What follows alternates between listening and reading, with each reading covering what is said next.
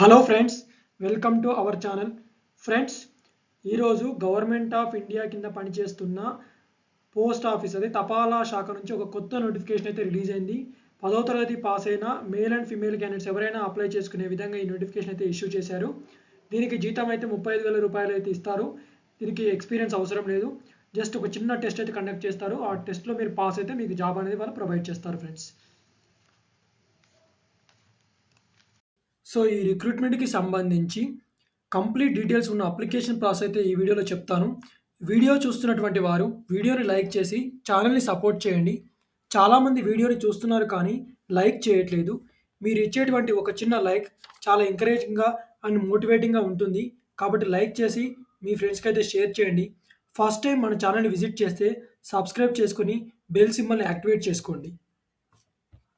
Government of India కింద పనిచేస్తున్న తపాలా శాఖ నుంచి అఫీషియల్గా రిలీజ్ అయినటువంటి నోటిఫికేషన్. ఈ నోటిఫికేషన్కి సంబంధించి మనం డీటెయిల్డ్ ఇన్ఫర్మేషన్ అయితే చూపిస్తాను మీకు. సో ఆల్రెడీ 27/2/2023 రోజు రిలీజ్ అయింది ఇది. దీనికి చివరి తేదీ వచ్చేసరికి 31/3/2023కి దీనికి చివరి తేదీ.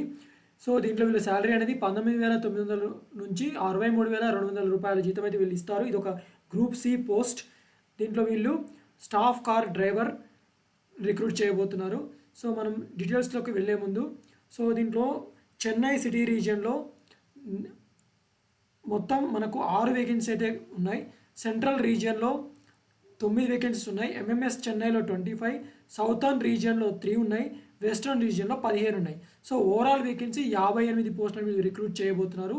సో ఈ డీటెయిల్స్కి సంబంధించి మనం జీతం అయితే వీళ్ళు కార్ డ్రైవర్కి 19,900 నుంచి 63,200 రూపాయలు అయితే ఇస్తారు. ఇది ఒక 7th పే కమిషన్ ద్వారా రిక్రూట్ చేయబోతున్నారు. ఫ్రెండ్స్, ప్రొబేషన్ పీరియడ్ అనేది వీళ్ళు 2 years అనేది ఇచ్చారు ఈ డీటెయిల్స్లో. ఏజ్ లిమిట్ వచ్చేసరికి ఫర్ అన్రిజర్వ్డ్ అండ్ ఈడబ్ల్యూఎస్ కేటగిరీలో 18 నుంచి 27 సంవత్సరాల మధ్యలో ఉండాలి. ఎస్సీ ఎస్టీకి అయితే 5 సంవత్సరాలు రిలాక్సేషన్ ఇచ్చారు. ఓబీసీకి 3 years. గవర్నమెంట్ సర్వెంట్స్కి వచ్చేసరికి 40 years in accordance with restrictions or order by central government అయితే ఇవ్వడం అయితే జరిగింది డీటెయిల్స్లో. ఇంకా ఈ డీటెయిల్స్లో ఎడ్యుకేషన్ అండ్ అదర్ క్వాలిఫికేషన్ మనం చూసినట్లయితే position of a valid driving licence ఉండాలి. For light and heavy motor vehicles యొక్క లైసెన్స్ అనేది ఉండాలి. So knowledge of motor mechanism, experience of driving light and heavy motor vehicle for a last 3 years, 10th class pass అయి ఉండాలి. So ఈ నోటిఫికేషన్కి చివరి తేదీగా 31/3/2023 అనేది వీళ్ళు డీటెయిల్స్లో ఇచ్చారు. సో సెలక్షన్ అనేది ఎలా చేస్తారనేది కూడా చూద్దాం మనం. సెలక్షన్ కంటే ముందు డిజరబుల్ క్వాలిఫికేషన్ వచ్చేసరికి వీళ్ళు 3 years service as a home guard or civil volunteers అని కూడా ఇవ్వడం అయితే జరిగింది డీటెయిల్స్లో. సో మెథడ్ ఆఫ్ సెలక్షన్ వచ్చేసరికి సెలక్షన్ అనేది వీళ్ళు based on examination pattern and syllabus as per annexure 1లో ఇచ్చారు.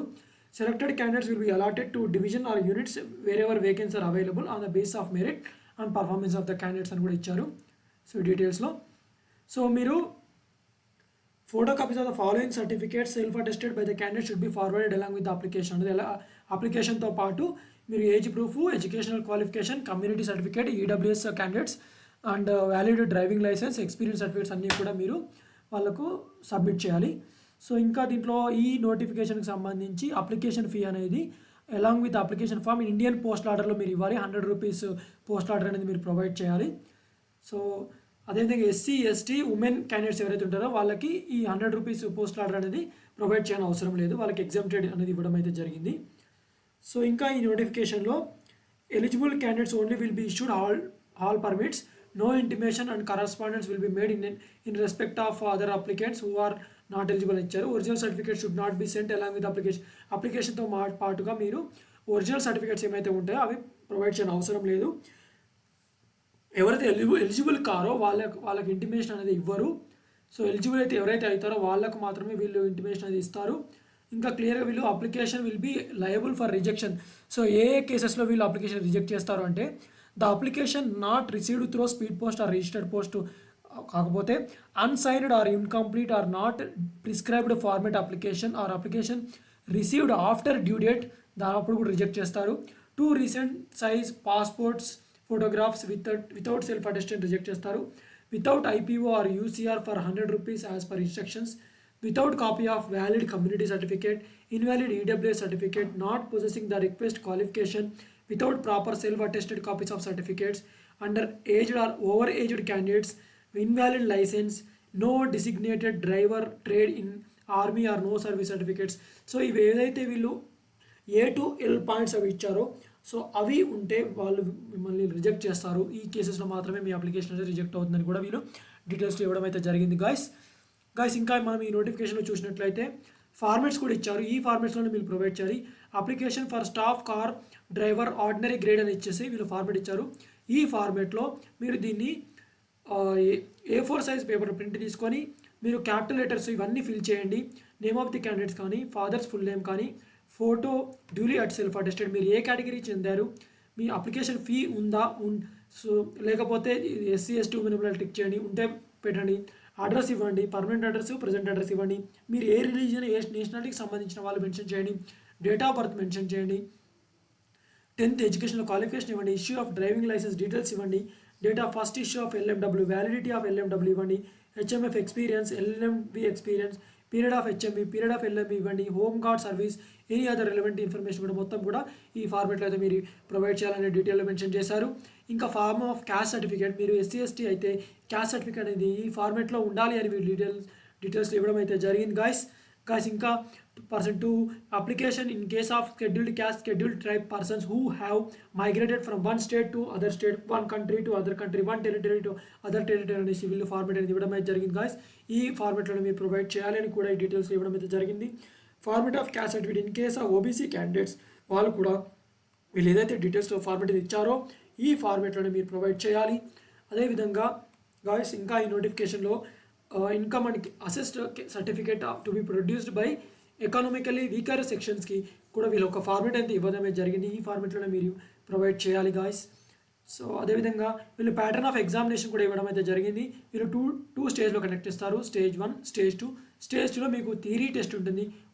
మీకు ఎంత జనరల్ నాలెడ్జ్ ఉంది, సింపుల్ అర్థమెటిక్ ఎంత ఉంది, జనరల్ ఇంటెలిజెన్స్ ఎంత ఉంది, reasoning, motor mechanism, traffic rules, signals and regulations మీద మీకు క్వశ్చన్స్ అయితే వస్తాయి. మీ అవేర్నెస్ ఎంత ఉంది అనేది చెక్ చేస్తారు స్టేజ్ 1లో. స్టేజ్ 2కి వచ్చేసరికి మీకు ప్రాక్టికల్ టెస్ట్ అనేది కండక్ట్ చేస్తారు.